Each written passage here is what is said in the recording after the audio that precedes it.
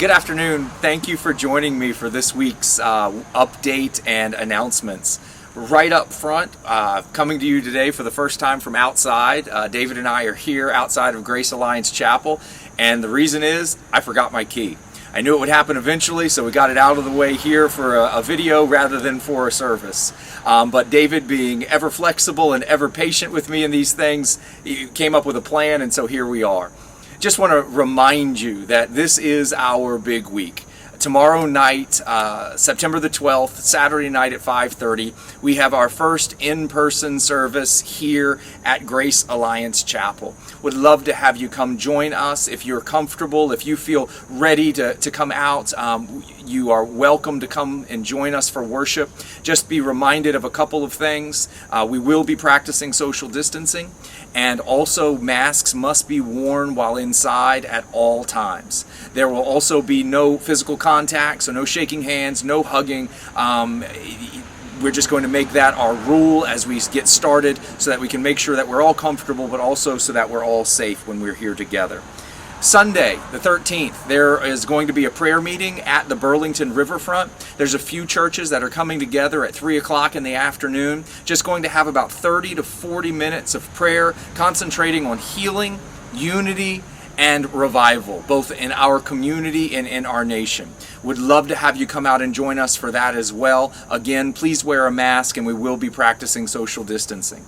As for this week's announcements, Monday night we will be having our next prayer meeting. That's on Zoom at 7 o'clock. We'll be praying with each other and praying for each other, as well as including our time in the 21 days of prayer and fasting. Monday is a day we're concentrating on praying for each other, and so would love to have you join us for Zoom so that we can pray with and pray for each other. If you can't be there but you have a prayer request, please send us an email, send me a message here on Facebook, and we will be sure to pray for your requests.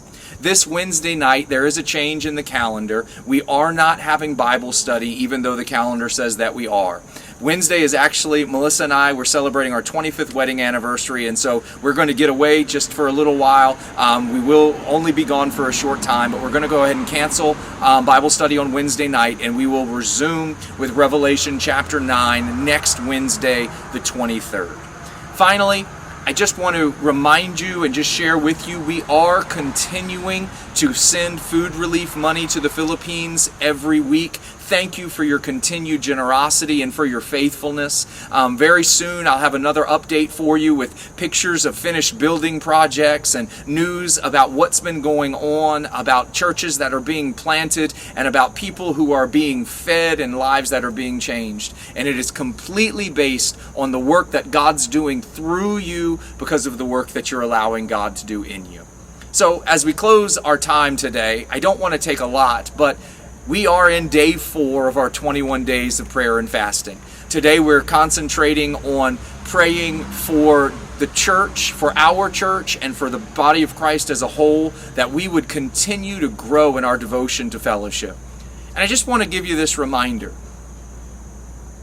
Our fast is about the increase of Jesus in our lives, but also through our lives. And so as you pray today and as you're fasting today, and even when it gets difficult, remember that the difficult in us is Him growing in us as well. It's us giving more of ourselves, more of our dependence, more of our faith, and more of our hope to Jesus. And John 3:30, when John the Baptist said, "He must increase, but I must decrease," what I really find beautiful about it is, it was John's response to Jesus. It was not Jesus' command to John. Jesus didn't meet John the Baptist and say, "You must decrease." Instead, He met John the Baptist, and John was overwhelmed by who he met. He was overwhelmed by the heart and the character and the love of Jesus. And just by being with Him for those few minutes, that one day, John came away saying, "He must increase, but I must decrease." And so that's my prayer for us today as we continue in this first week of praying for our church and fasting for the increase of Jesus. I'm praying that Jesus would increase in us, that He would increase through us, and that He would even increase for us. So I continue to pray for you. I ask you, keep praying for each other, and pray for tomorrow night. that it would just be what God desires it to be. For those that aren't ready to come out, everything will be live streamed and will then be replayed on Sunday morning as well. So there are plenty of opportunities for you to be involved. Thank you for those who are volunteering. Thank you for your constant support and your constant prayers.